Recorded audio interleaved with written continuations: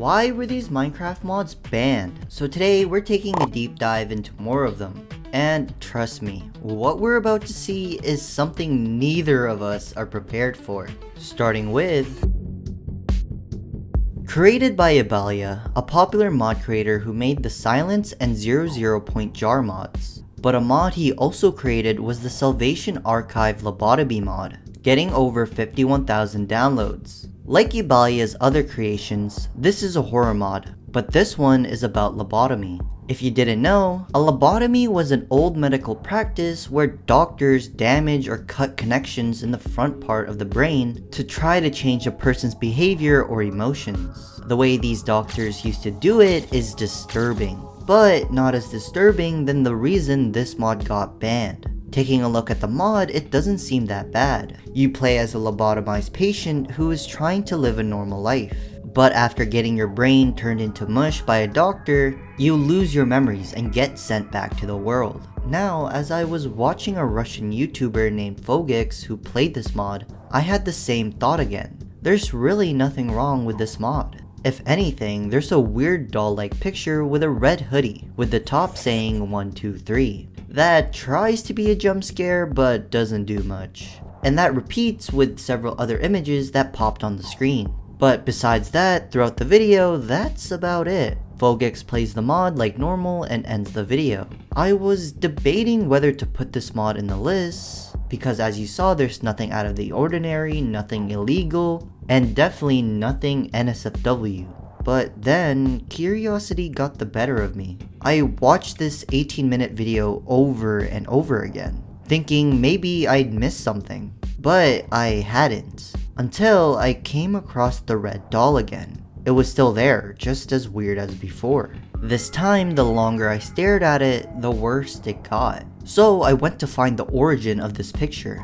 And when I did, I genuinely was disgusted that this was included in the mod. To understand why, you need to know Anatoly, who is a Russian historian and translator. He was arrested in 2011 after police discovered dozens of mummified bodies in his apartment. Instead of harming living people, Anatoly stole bodies from cemeteries over many years. He dressed them and treated them like dolls or guests in his home. Investigators said Anatoly believed he was protecting the dead and preserving them, rather than letting them decay, which is quite interesting for him to think like that. But that's not the worst part. One of the mummified bodies that was reported was a distinct red hooded doll with 123 on the top of its hood, essentially meaning Ibalia put a decomposed doll as a jump scare in this mod.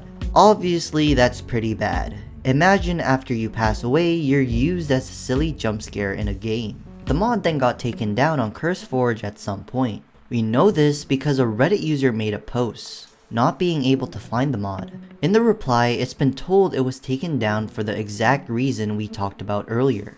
And this is where this mod crossed the line. Once you learn what it was referencing, it's clear why it caused backlash. This is why it was taken down. And this won't be the last mod on this list to cross that line.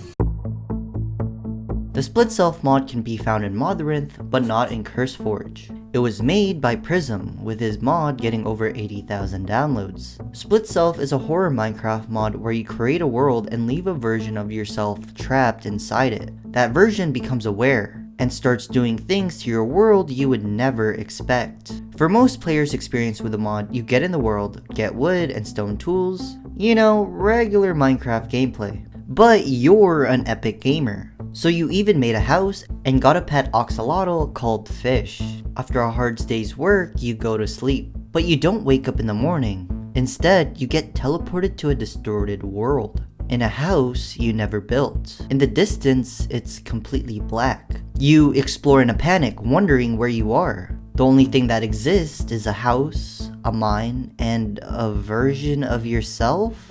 Eventually, even the house you never built, the one from the distorted world, appears. If the house is here, that can only mean one thing. The entity is now in this world too. In a situation like this, anyone would be terrified. But at least you're not completely alone. Your pet axolotl stays by your side as everything around you begins to fall apart. Except your pet axolotl doesn't care. So he'd much rather die than experience what's about to come. Then the house you worked so hard to make gets destroyed, even deleting entire chunks off your world. But after destroying your home, the mod doesn't stop there. Because it turns out the reason Split Self is never gonna be allowed on CurseForge is because of the concept of this mod. In the story, the entity tries to escape the world, to the point the mod developer wanted to be so interactive it would mess with your PC, going out of the game to real life, with many saying it's malware. At first, the changes are little.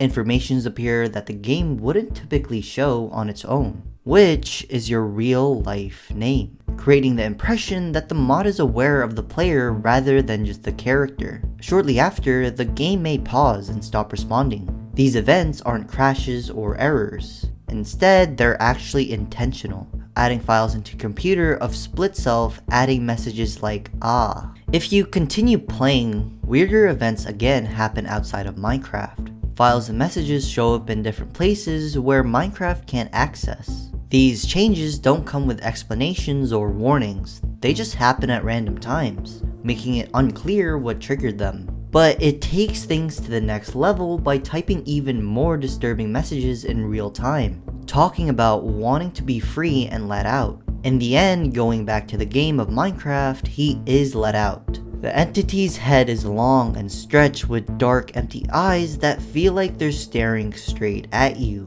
A design that has similarities to the moon head that was in the basement from Courage the Cowardly Dog. That gave many 1990s to 2000 kids nightmares.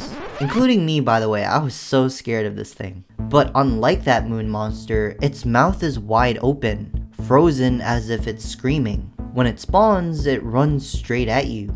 And that's why Split Self isn't just a normal horror mod, where the game doesn't stay on the screen, and instead, you become part of the experience. Obviously, all of the malware-like behavior is part of getting an immersive gameplay. By this point, you've already been through everything. You got a friend, you built a house, but all of it comes crashing down. Now, you're experiencing events that affect your computer, which is the point. The mod is trying to scare you. But with mod sites like CurseForge, they banned this mod from being on their site, where there's nothing we can really do.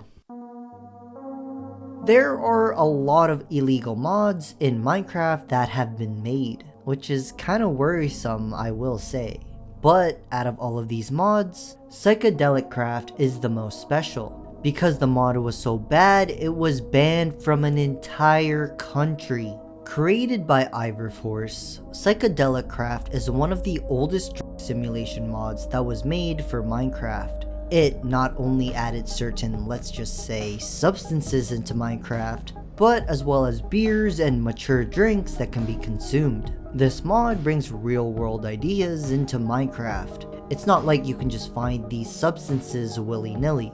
One of my favorite features in this mod are these villagers called dealers, who also makes the substances and sells them. They're seen with a neat gray hat and wearing all brown. Now these guys are pretty shady and found in normal villages, just chillin', growing their crops to sell. I just find it funny if a shady villager goes up to you and says something like, "Hey, wanna have a good time?" Yeah, it would just be so weird. Anyways, it's not just these substances that are in the mod. One of the features that make this mod different is you have substances ranging all the way to caffeine, which really isn't bad. We know a lot of people addicted to caffeine. But then the mod can get a little bit out of hand by adding Breaking Bad level substances. The mod simulates what many of these substances would do, but it's okay since it's in Minecraft. Yo, what the? What? What is going on? Why are there fish flying? Oh, I'm tweaking. Wait, why is my face like that? But then some of the effects take things way too far. Whoa. Whoa. Whoa. Whoa. Whoa. Like many people who grew up with Minecraft in the early 2010s, the Psychedelic mod is old and has evolved as time went on. The creator of the original mod, Ivorforce, started the development during 2011. where it wasn't called Psychedelic Craft, but instead Alcohol Craft. Taking a look at Ivorforce's old channel, we are able to see a video of the first showcase of the mod called Minecraft Alcohol Craft 1.0. In this OG version of the mod, you're able to harvest materials and turn them into different beverages, whether that be beer or wine. At this stage, it didn't have the crazy effects that it does now. All it did was make you a bit tipsy, messing with how you see in the game. But next, he made different versions of the mod, going from version 1.0 all the way to version 2.2, where every update adds a new drink that would give a different visual effect. Until Ivorforce started crossing the line, only a little bit, deciding to add certain items in October of 2012. Hello everyone and welcome to Psychedelic Craft. This is basically Alcohol Craft, but because I updated it and gave it more features, the old name doesn't actually make sense anymore. So yeah, I'm just going to show you the new stuff. If you want to check out the old stuff, just watch the old videos or... The mod again is strictly for educational purposes, showing what the items do to the player in Minecraft. So as you can see, the world is yeah, kind of crazy right now. If Psychedelic Craft is one thing, that all the effects are pretty, well, they don't lack any features, let's just say that. I've added pretty much to make it as cool as possible. Psychedelic Craft has crazy visual effects, with Ivorforce adding a growing list of items that were a bit extreme. Because of that, the mod quickly became one of the most popular mature themed mods of its time. During the 2010s, like many popular YouTubers, they started doing mod showcases of Psychedelic Craft, exposing it to a wide variety of people. This includes Jack Sucks at MC with this video. But there were a ton more YouTubers like Caveman Films and Yog Labs. These mod showcases got a ton of views, leading to a lot of people downloading the mod, which you would think is good, but sometimes too much attention will lead to negative opinions. Psychedelic Craft became relatively controversial because it put real substances into Minecraft, a game that a lot of younger players downloaded and played. Personally, I think this mod is strictly educational. Like, for example, how in schools, I remember they would teach me that drugs are bad, and you should never ever touch them. The way school taught us is by showing these substances and how it could ruin your life. This is the same with the Psychedelic mod. Ivorforce does not promote the use. He just makes a simulation of it in Minecraft, and even shows the harmful effects, which just by seeing them does a better job of teaching me to avoid them, because personally I never want to experience anything like this. Unfortunately, mod sites like CurseForge didn't think the same way. After some time, the Psychedelic Craft mod used to be available in CurseForge, but now if we search for the mod, it's just not there. Sadly, it's no surprise because when you take a look at the policies, CurseForge has prohibited adult content. It states they don't allow any mods that contain adult substances, causing the mod to completely get wiped off the platform. When this happened, many people were confused. Players started making posts asking where the mod went and why it disappeared. But other people say this was unjust, stating their opinions on how the rule is rarely enforced, because there are a lot of mods similar to it in CurseForge. For example, the Create Broken Bad mod, where it adds, let's say, blue rock candy. Except not much can be done. The mod got wiped, so end of story. But being removed from a mod website wasn't the end all be all. The ARC system is used to decide what age group a game is allowed for. It works with the Australian government to check games for things like violence or adult content. If a game includes these things or shows how to use them, the IARC system can block the game or stop it from being shared in Australia. With this information, 2 mods were hit by this system, being a Pocket Edition mod, but as well as Psychedelic Craft. Now, like everyone, I can see why some of these rules are heavily enforced. I personally don't promote any of these substances. It's strictly for educational purposes.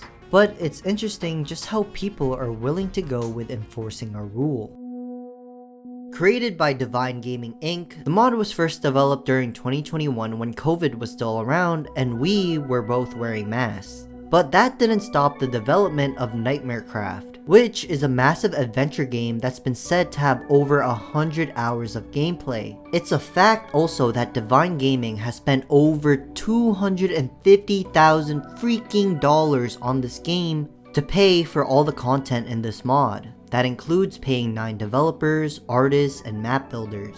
Many people believe this mod is a copycat RPG, but I kid you not, Nightmarecraft is a very unique mod. I have never seen something like this ever. As soon as you start this mod pack, you are told to run. It seems like we're running through a bridge with a bunch of parkour you need to do. A quick look back shows that werewolves are what's chasing us. This chase happens for a while until we come across a house for shelter to hide from the werewolves. After that, we can escape the house and meet up with this unicorn. As soon as we catch up to it, it autopilots to the next area. The unicorn then takes us to the underground base, and from here it basically calls us dumb, teaching us how to play Minecraft. Sleep in a bed when the dark comes to avoid the worst. Before you head out, right-click the chest to find a few things I left for you. Yeah, this is bringing me back to like old school Minecraft Legacy Edition with the tutorial world. After being told how to play Minecraft, we make this thing called a divine dish. Then, to progress further into the mod, we're told to go to a castle. Stop! What business do you have here, stranger? Here, we can see that most of this game's budget was put into the voice acting. Let's meet Kennedy. Hello, stranger! How did you make it past the guards? Next, we made him the divine dish we made earlier. And by giving this dish, this happens. Oh, my god! This is incredible! I honestly think this mod is banned just for that voice acting alone. Anyways, at this castle we are told to explore. There's a cat cafe, and then we also find out we can use guns in this game. Exploring the castle further, we get to a place called Church of Union. Inside, we find a message that says, "In heaven, where the meaning of love is known, love is the same as union." With this sign, it possibly gives us some lore about this mod. But now coming back to our boy Kennedy, he tells us to find the zombie lord and take him down. But to find him, we're gonna need to find the queen. After searching and fighting a bunch of mobs, we meet the queen trapped in a cave-like prison. She gives some advice to where the zombie lord is, as well as some weird dialogue, saying, "Your coming was foretold by the angels. You were sent by God himself." We say, "I'm not sure that I believe in God or angels." She says, "You don't have to. All you need to do is believe in the love in your heart. That is where God lives." Reading this felt strange. Earlier, the mod had already been talking a lot about God and love, especially in the Church of Union. At the time, we didn't know what any of it meant, but it's worth keeping in mind once we finish analyzing this mod. After some crazy grinding in the game with missions and all, you get yourself a gun in Minecraft. And like any RPG, there are boss battles, with this one being the Zombie Lord, who for some reason gives you an almost 10-minute dialogue where it's just this boss whining. Anyways, after game ending the boss by shooting at him and hitting him, you're met with a crappy item in a chest. And that's pretty much this mod pack in a nutshell. From here, you can just grind or do more side quests for the people in the castle. Up until now, Nightmarecraft just felt like a weird off-brand RPG mod with lots of voice acting, some goofy quests, and a storyline that didn't take itself too seriously. But then remember all the weird messages that the mod was showing us? The quote in the Church of Union, the Queen's prophecy, and especially when our player says we don't believe. Individually, these just sound like lines to progress the lore. But what if I told you these messages have nothing to do with the lore, but instead it teaches a cult's belief to you using games? Let me explain. When we take a closer look at the people who created the mod, which is Divine Gaming, we start to see why this is the case. In a Reddit post made by Farsync6615, he discusses how Divine Gaming has relations to the cult Twin Flames. He investigates into their Discord and finds out that Divine Gaming's investor is the Church of Union. Next, when we take a look at the Church of Union website, we see a couple named Chef Jason and Chrissy, then Jose and Michaela, but then we see a couple named Laurentu and Alexandra. where it publicly says they met at Twin Flame Universe in 2018. They believe the teaching of union can be shared through any medium, and they want to show this via video games. It also says they serve the Church of Union in Divine Gaming Inc.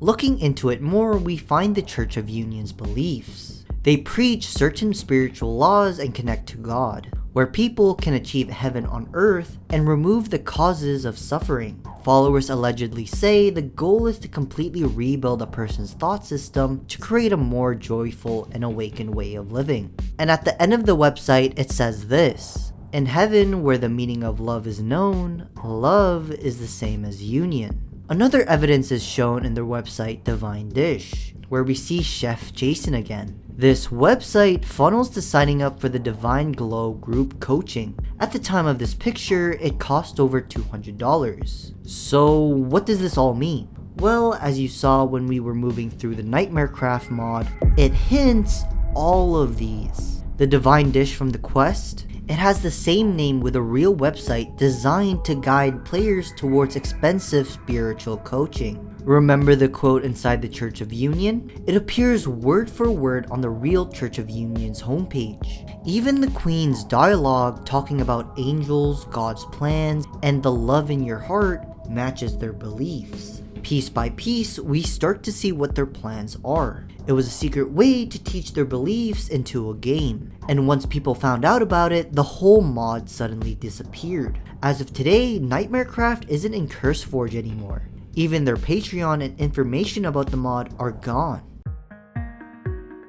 Created by the developer Corrail, the Corrail Tombstone mod is one of the most feature-packed mods in Minecraft. The mod saves your item in a grave, but the deeper you go, the more you realize this isn't just a grave mod. Whether you're interacting with a soul or discovering a new magical item, you increase something the mod calls Knowledge of Death, a meter that tracks how much you've learned. At the start, the mod feels straightforward. When you die, a grave appears and keeps your belongings safe until you come back to it. But the world begins to feel different as you spend more time in it. Graves release small clouds of mist after sunset, and then on rare occasions, a grave guardian steps into view, calmly watching the area and offering unusual trades, including the powerful essence of undeath. As you play more, you'll come across abandoned graves, some useful items, where you can find mysterious scrolls that share pieces of forgotten knowledge, giving you directions for rituals and hidden bits of lore. Then there's the Knowledge of Death interface, a menu where you shape how your world plays. Here you choose perks that change the way you travel. For a mod built around graves, souls, and rituals, many people love this mod.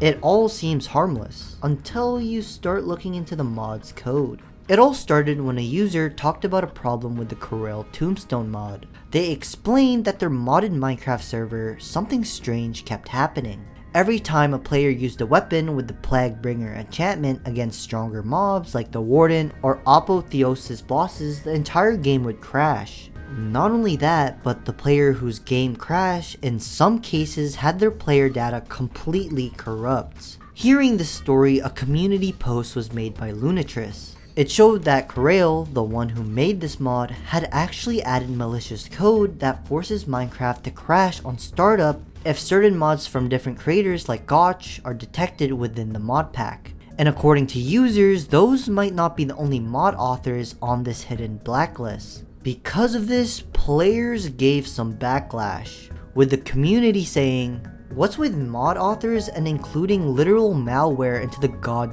codes? I just want to play mod packs in peace." With another saying, "Yeah, I'm just gonna avoid all of Corrail's mods at this point." And probably the most damaging one, How to Kill a Good Mod 101. Lunatress even sent a formal report to CurseForge, worried that this kind of code pretty much crosses a line. CurseForge then stepped in right away and banned the mod, until the hidden blacklist was removed as shown in this picture. Corrail eventually fixed the code and the mod came back. But even with the fix, the damage was already done. So here's the thing, Corrail was lucky, but these next mods had completely been banned. If you were watching Minecraft videos between 2013 and 2016, Orespawn isn't like any other mod we've talked about so far. Even though many people never downloaded it or played the mod, they still knew what it was. If I were to describe this mod in one word, it would be insane. The mod added iconic bosses like the Queen, the King, and Mobzilla. For example, just to see how absurd this mod is, let's take a look at the King. He has over 7,000 health, his attacks can deal over 250 hearts of damage. If you were somehow able to beat him, he would drop certain items like the Royal Guardian armor, which is arguably the best set in the game, or he would drop the Royal Guardian sword, dealing over 750 points of damage, and if it couldn't be cooler enough, the sword is massive. But yeah, that's just a small taste of this mod. There's also a lot more small mini bosses as well as different mobs, like the girlfriend. So here's the part most people don't realize. The thing is, Orespawn didn't get banned because of its features. And if you want to understand how such a memorable mod from our childhood got taken down, we have to go all the way back to how it all started. Orespawn first appeared on Planet Minecraft in April of 2013. The mod was uploaded by 50-year-old Richard Clark, also known as They Call Me Danger. He was a software engineer who had already spent years of his life working in the tech industry. But the reason he created Orespawn had nothing to do with downloads or money.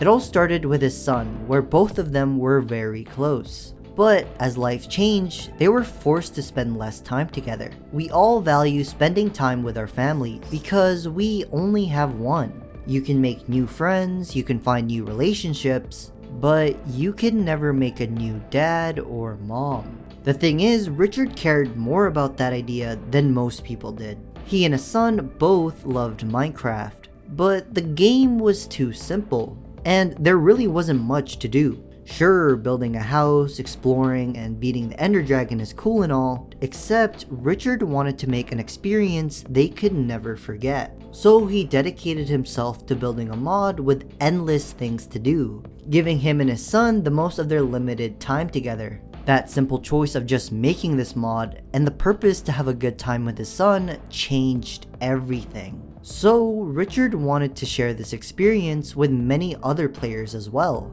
by releasing the mod to the public. In the first few days after it was uploaded to Planet Minecraft, it didn't really amount to anything. It just made over 300 downloads in its first 6 days, which for 2013 was solid, but really it isn't all that. But as time kicked in, the download count had jumped over to 1,500. And next thing you know, the page views were already sitting close to 6,000. By the end of 2013, Orespawn didn't just give an amazing experience to Richard and his son, it gave an entire generation of kids something they would always remember. Here's how. During 2014 and 2016, Minecraft content was at its peak. We had people like Stampy, Sunday, and many more that I would watch as a kid. With the rise of Minecraft content also came some exciting mods that were added to the game. These mods were shown with what we remember as mod showcases. One of the biggest mods during this time was Orespawn. Many creators showcased the mod, especially one of my goats, DanTDM, giving us this iconic saying with the girlfriend mob. Hey, how's it going? I've actually got something for you. This is the bread that you asked me to get, and you can now go make me a sandwich. Other creators took the same direction. AtlanticCraft built CrazyCraft, which is a mod pack made around Orespawn. Once that happened, it built a massive community of players playing the mod pack.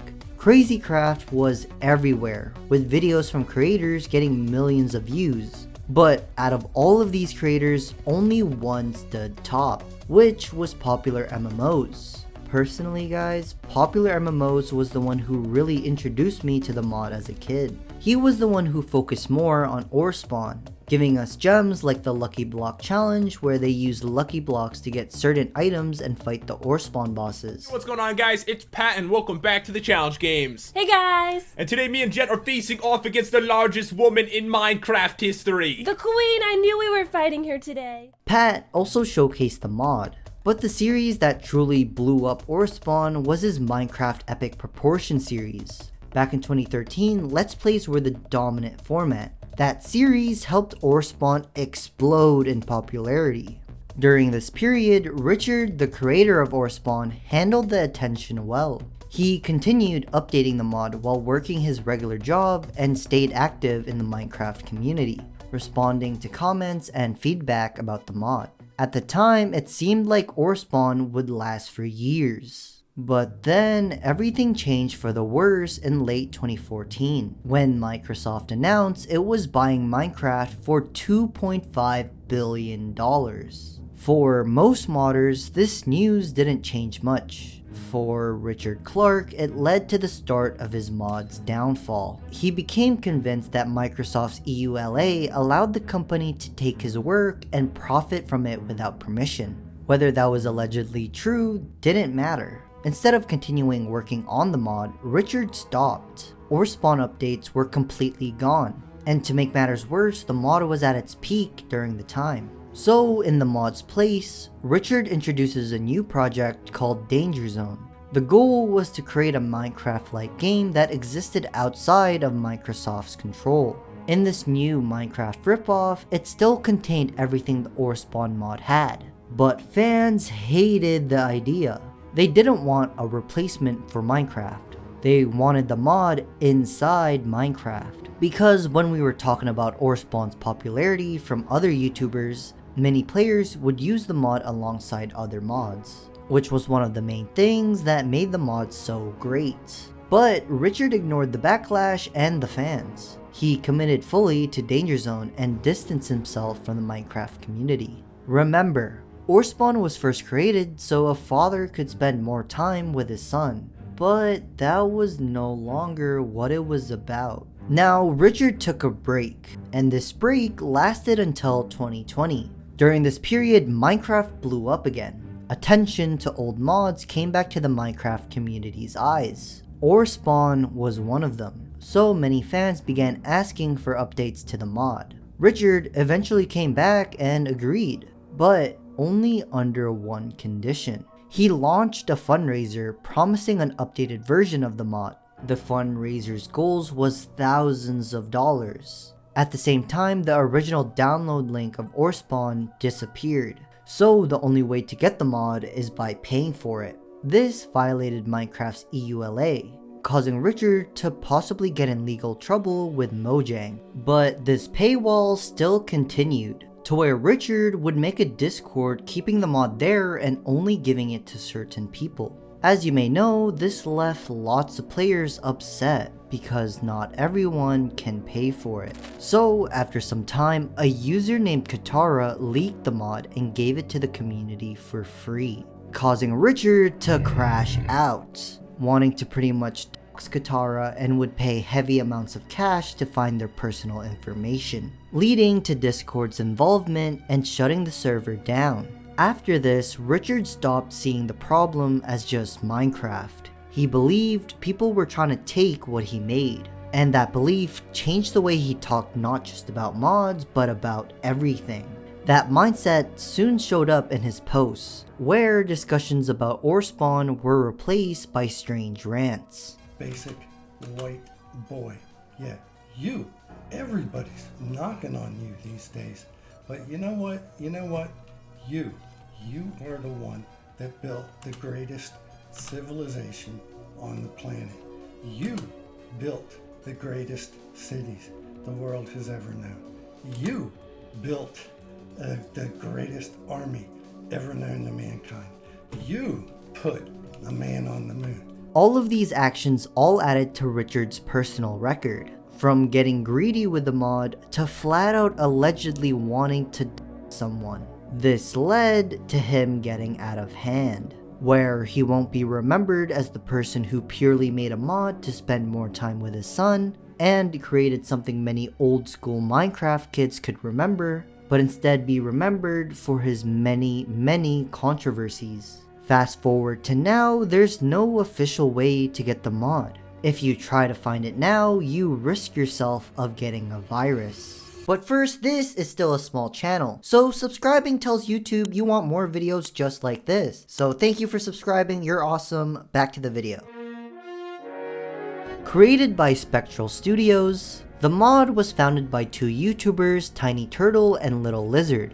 Both are best known for their family-friendly Minecraft and Roblox content, especially the Little Club adventures that many fans grew up watching. Tiny Turtle's channel, with around 800,000 subscribers, focused on Minecraft gameplay, while Little Lizard makes similar content, often playing alongside Tiny Turtle and other recurring characters. Together, they built the Little Club universe, which is full of characters, stories, and videos that defined a whole era of kid-friendly Minecraft YouTube. From videos like Minecraft Noob House vs Pro House, to summoning characters like Thanos and Baldi, their content was everywhere. But eventually, they wanted to do more than just videos. They had a bigger idea, which is letting players live out their own dragon fantasy inside Minecraft. So instead of normal mobs like skeletons, endermans, and creepers, they did something way more exciting.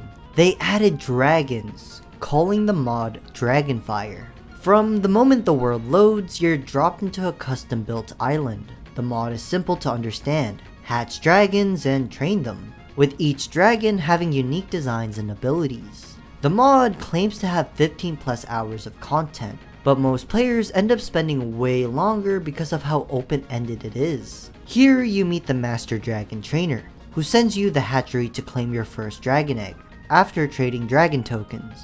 Next, we learn how hatching works, placing the egg in a nest and activating it with a hatchery crystal, which takes about 5 minutes or so. Next, you're learning how to care for your dragon. Each species eats different food. Some prefer rotten flesh, others seeds or fish. Then we find out dragons even have inventory systems, letting them carry items or use special abilities. By the end, you turn from a beginner into a full dragon master.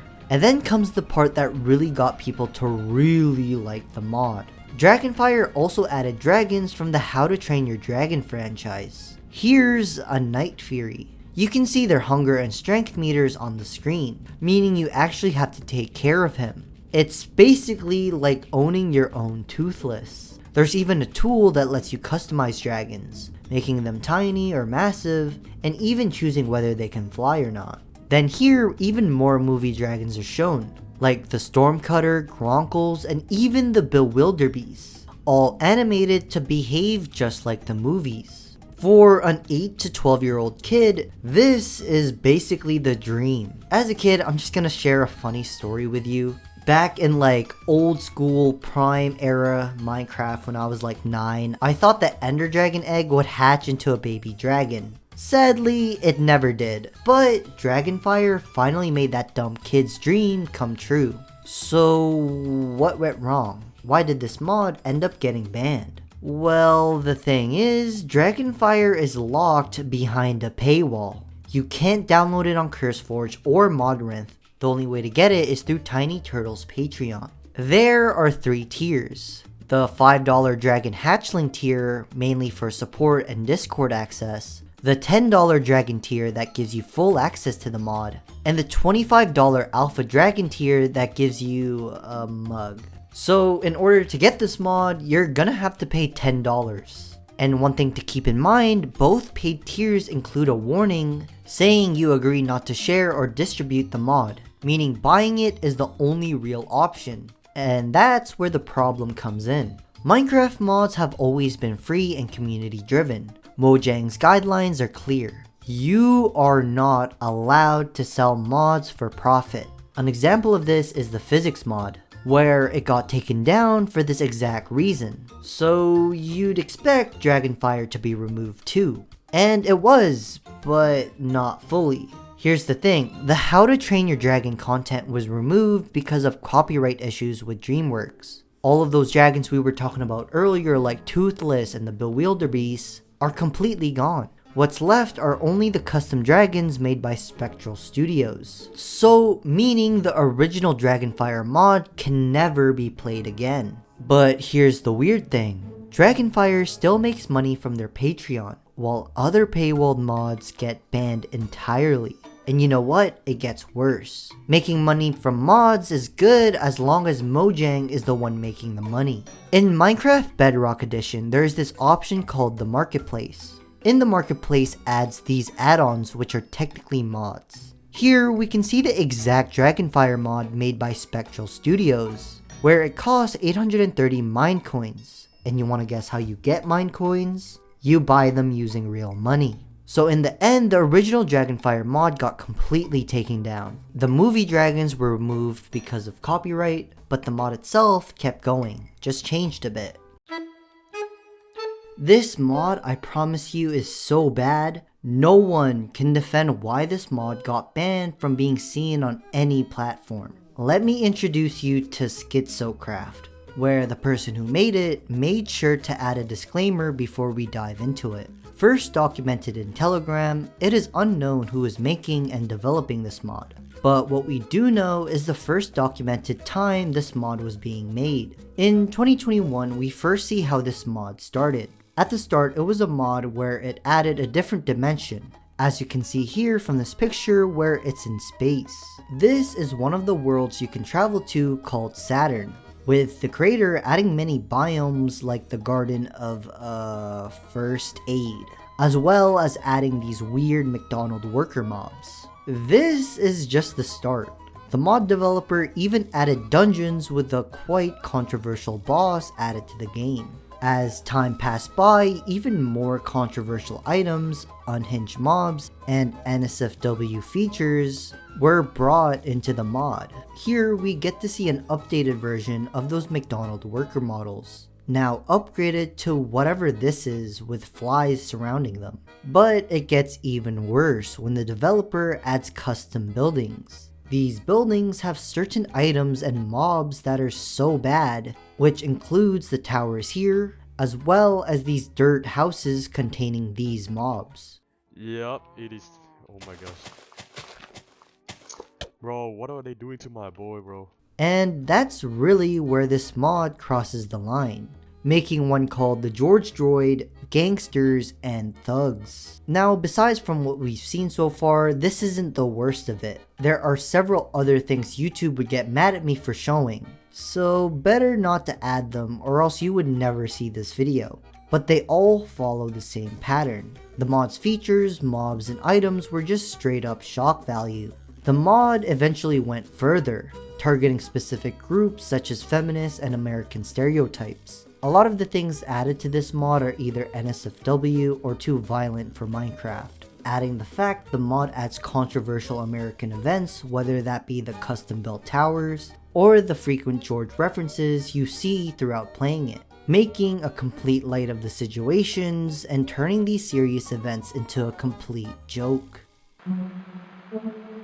I didn't plan on making a second part of the Jenny mod, but the more I looked into this mod, it actually got worse. I talked a bit about the Jenny mod on an old video, but I found out that the mod got re-released as Gooncraft, which is an alias to be family friendly. This new version became far more controversial than the original Jenny mod. Gooncraft was originally made by Schnurry TV, but was transferred over to a user named Trollmaster Card. This didn't seem like a big deal, but the single change is the reason the mod never really got banned in the first place, and why you still see many people playing it. This mod was seen in all types of social media, whether it be TikTok, Twitter, Instagram, YouTube, making me think, how did this happen? As of this current time, a very popular video that recently popped off is, can I beat the Jenny mod without beating myself? That's currently sitting at 3 million views. This video was made by Icy Harry, where he essentially tries to beat Minecraft with the Jonkler 3000. All I got to say is, if you know, you know.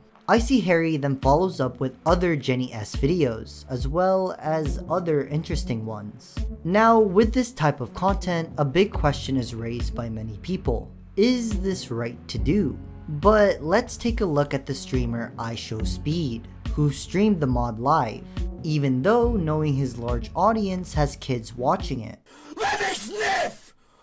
Oh! What's up, girl?